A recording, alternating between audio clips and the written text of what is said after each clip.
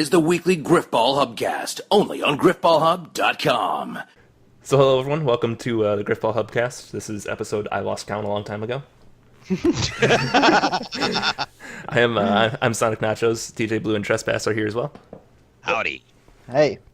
Yeah, and we've had some news happen this week. GGL playoffs, I know we're still waiting for the championship game to get scheduled, which is Arc and Turquoise Jeep, if I remember correctly. Which I'm sure nobody saw that coming at the start of the season. Right. But yeah, so we're waiting for that. We're waiting for that to go down, and then once the date for that's scheduled, we'll obviously be streaming that. And I'm fairly certain that when that gets announced, that people need to just set aside several hours of their time, because unlike the games where Arc and Turquoise Jeep have taken on other teams, and the whole entire best of 3 series has been done in 10 to 15 minutes, when these two go head to head, we're looking at probably hour-long matches-ish. Because these I haven't seen many hour-long games actually in 5 compared to 4, where it was actually very commonplace to see 40-minute to an hour games. 5 is a lot faster, so I think I don't know if we could still see hour-long games. I think, but it is faster paced. I would be surprised if they were less than half an hour though. You missed the rush the other. I heard about that. Yeah, I actually caught the very end of it. That was crazy. I caught the end of it because you guys were posting nonstop in Slack about it. I'm just like, what is going on? Yeah. So we set brilliantly. So Rage set up the game type so that we wouldn't have.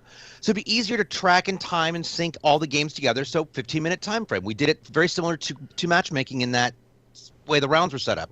Mm-hmm. Led to a few couple strategy difficulties, but other than that, at least we knew when the games you start. You know, at worst, everything was going to happen at 15-minute increments, except for the very last championship freaking game, because it was a double elimination. Well, they kept ending in a tie of 1-1 or a tie of 2-2, and we had to go. And then, the second game we ended up going the entire 15 minutes. Nobody scored anything. It was 0-0, and we had to go into another game of 15 minutes to finally get somebody to score a goal. Yeah. Oh my God! It took forever, but it was great.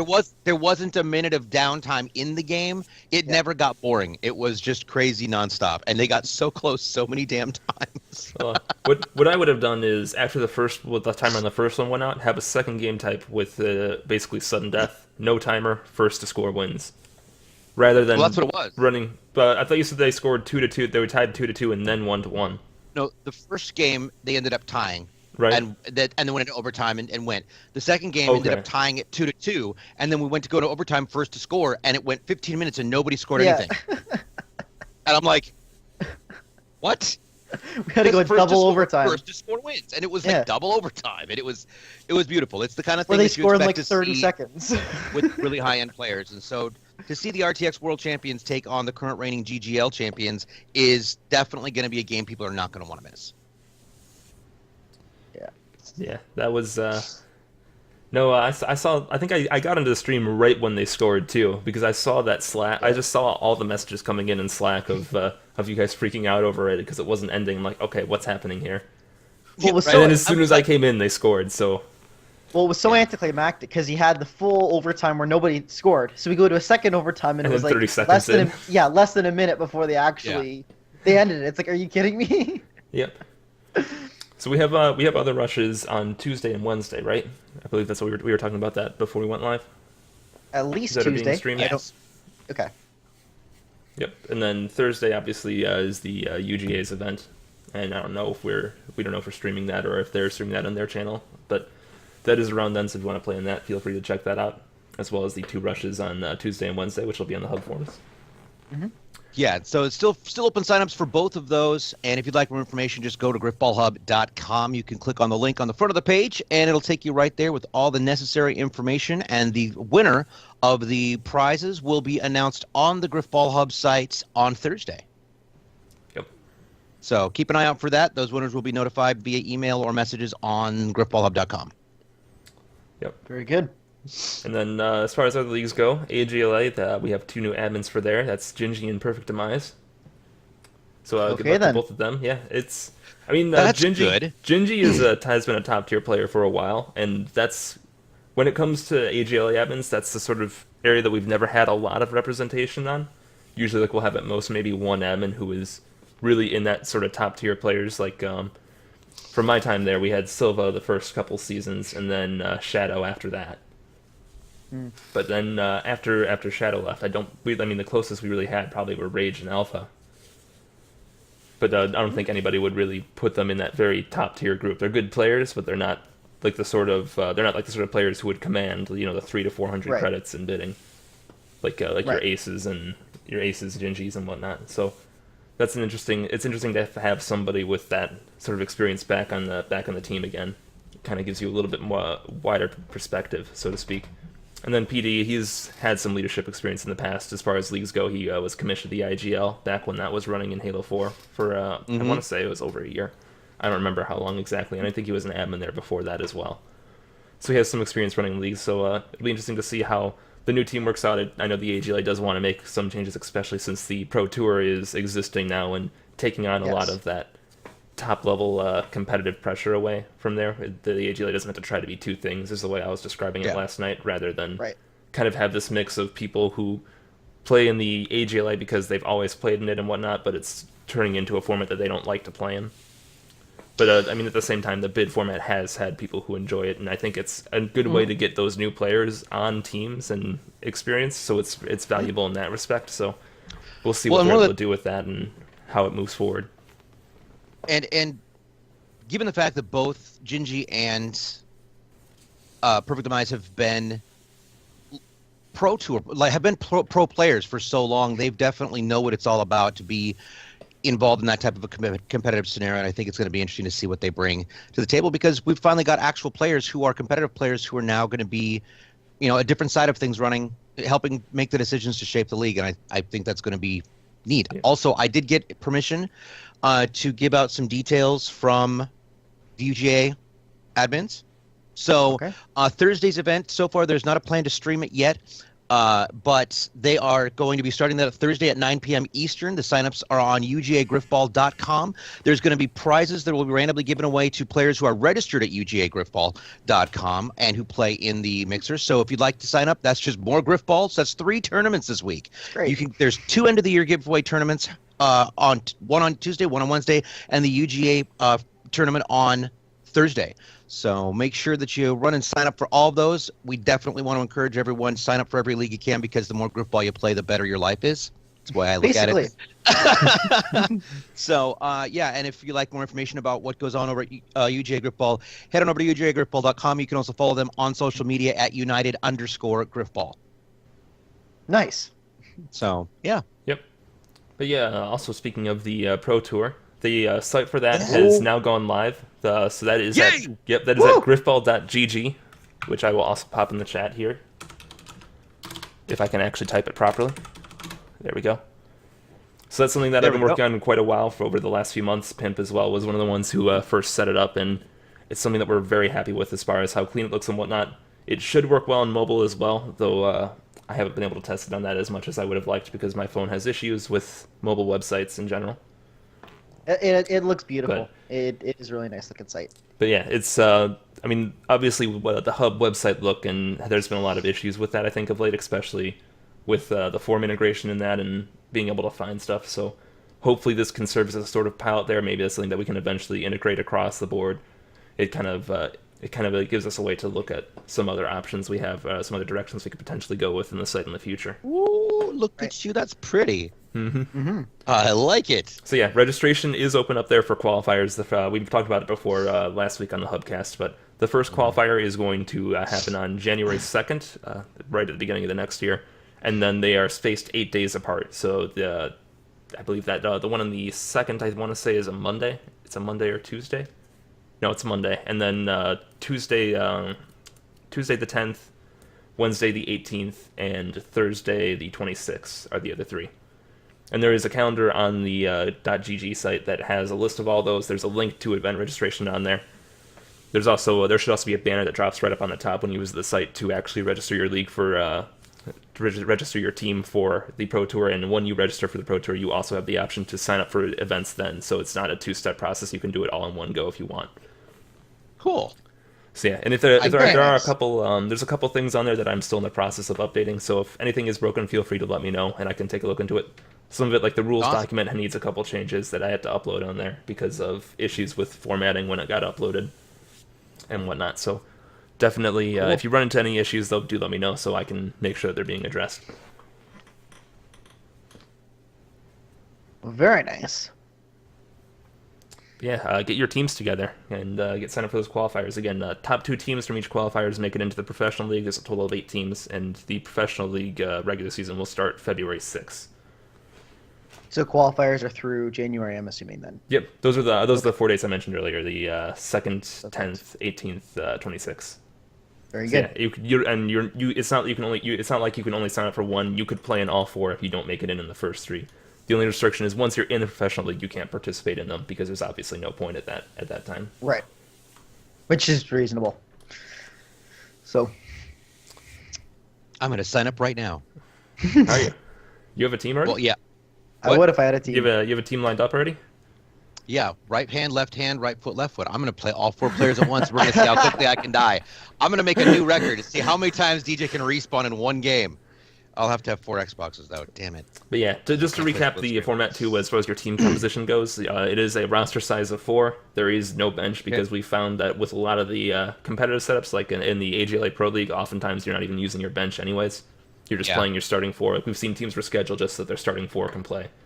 So this is just kind of, when you're on kind of a bigger stage, you obviously want your best team available. So you're limited to 4 players. You can add drop players pretty much any time throughout the season. There's a couple roster lock periods, like when tournaments happen and whatnot, just because otherwise it gets messy. And then there's one final roster lock towards the end of the season just to prevent like a team that's obviously out of playoff contention dropping players and colluding with other teams and that sort of business. But that's all amazing. The rules docs on all of the rules docs. It's on the site. That's right on the homepage as well. You could, that will recap all the details and whatnot in there. Perfect. Very nice. All right. Well, geez, sounds like the beginning of 2017 is going to change everything as far as Grifball is concerned. We're now going to have, we've got Pro Tour, we've got AGLA, we've got GGL, and then there's the UGA as well. They've got their league starting. There's going to be Grifball 5, 6, 7 days a week. I can't think of anything better aside from puppies and chocolate ice cream. Although I can't eat the ice cream, but I can have the puppies. About 73 puppies? Maybe 74. Who knows? But yeah, I think I don't know if there's any other league news going on right now. I think those are all the big that's all the big news coming up. So I mean, obviously with the AGL Evans in place, they're going to start gearing up for their next season as well. Although if there's the time frame for that, I don't think they've said yet. I think there's a lot of discussions right now. They are looking for feedback on a lot of aspects of the league actually. So if you do want to get involved in that, head over to the AGLA forums, because there's quite a lot of interest in seeing how different aspects of the AGLA have worked out, how people like them. So I think like reschedules, that sort of thing, whether the bid league is worth continuing or if a transition to a draft league or auction league might be more appropriate, especially with Pro Tour now kind of taking some of that pressure off. But yeah, because again, like as we mentioned earlier, the AGLA doesn't have to try to be 2 leagues anymore because you've got the Pro Tour now, so they can. But the AGLA can kind of become something that's more suited towards the players. So definitely worth putting your input on if you do play in the AGLA or have had any interest in participating in the AGLA as of late. This is a good way to get involved and kind of help determine the future of that league. That's great. And also on the note of forums, there will be Pro Tour forums eventually. I'm working with people I don't have access to make them directly, but I'm working with a couple of other people from the Hub staff to get those set up. So those should show up hopefully soon. Very nice. I'm excited for the upcoming season. I like the AGLA. A lot of fun, and then obviously the Pro Tour, it's going to be even better. All sorts of competitive stuff. Yeah, I hope so. So in terms of, just for clarity's sake, in terms of scheduling the games for the Pro Tour, are you leaving that up to mostly the players themselves, or are you having set dates they have to pick from? How are you doing the schedule? It's a sort of hybrid between the two. It's a sort of the middle ground. So with the tournaments and whatnot, the open tournaments that are run throughout the season, the qualifiers, those dates are determined at the start of the season. They're all on the calendar already. Those are not changing. They're right there. So if you wanted to participate in those, you can go ahead and mark those down on your calendars now. Those are not going to change unless we have something like a custom game bug like we had in that first GGL season happen again that causes a massive panic and emergency. So, but that's very unlikely. knock on wood. But Okay. But yeah, so those dates are set in stone. When it comes to Professional League, if you make it in there, there's a week break between the last qualifier and the start of the regular season. During that time, we're going to work with the Professional League teams to craft the initial schedule. You play 1 game a week if you're in the Professional League, and the weeks of the regular season, those run Monday to Sunday. You can reschedule a game for a week to any time within that same week before that week starts. So like once midnight on Monday rolls around, all the games for that week are now set in stone. You can't change those anymore.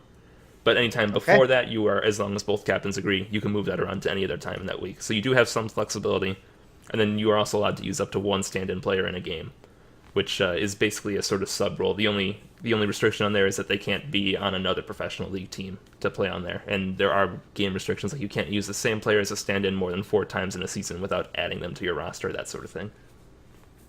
Again, fair enough. But yeah, again, that's all covered in the rules doc as well, the rules handbook, which is right on the front page of the .gg site. So if you want to see the details in there, head on in there. There is a couple formatting issues in there because of how it, like, I don't know how it happened, but at some point in the upload process, it broke a couple things. I think it's just the hub, mission statement. For some reason, like, the block quote didn't upload properly, so it's all just, like, that entire, like, 2 lines of text has for some reason just been compressed into like a 1-inch space on the side. It's just all written over each other. I don't know why that happened. I have no clue how. It's fine in the document that I worked with. I'm not sure where it went wrong, but yeah, I think that's the only major formatting glitch you'll run into there. But for the most part, those rules are what you're going to be looking at in the regular season. If there are any changes, we will inform all the captains when that happens. Very good. But yeah, and other than all, I don't think we have that much any other news at the moment. We're still just waiting on GGL championships, and then obviously Pro Tour AGLA starting to wind up. So more news for that coming in the future. Absolutely. All right, so I guess that brings us to a close. We did pretty well today. Lots of information. We covered the upcoming week's events, the new Grifball.gg site, and also one last thing. I did hear rumor that we have confirmation. RTX this year will be July 7th through the 9th. Those dates actually have been... Those dates Nice. have existed since RTX 2016. The dates have been determined for a while now, but they announced when tickets are going on sale. So when are tickets going on sale? It is... I actually don't even remember off the top of my head because I generally just assume that I'm going to have an exhibitor badge and I don't need to buy them anymore. But they're doing it... basically, if you are a double first member, there's like a couple days basically where double first are able to buy it and nobody else, and then single, like your normal first members, which is like their new sponsorship program, they get the option after that, and then it goes on sale to the public. So yeah, if you head over to rtxevent.com, which is the official RTX site, that should have all the details on there by now. Awesome. Yeah, I believe they said weekend passes are $95 this year, and then they revamped the VIP pass program as well. So that's a little bit different, and that's obviously if you're a huge Rooster Teeth fan, you want to get early. I think on Friday the big thing is you can get into the exhibitor hall an hour early the first day if you have a VIP pass. So normally it starts at noon Central Time. You can get in at 11 if you've got the VIP pass. So yeah, if you're a huge Rooster Teeth fan, that might be worth doing. It is expensive. It's like almost 500 something, I think. But like there's like a VIP room. You get extra.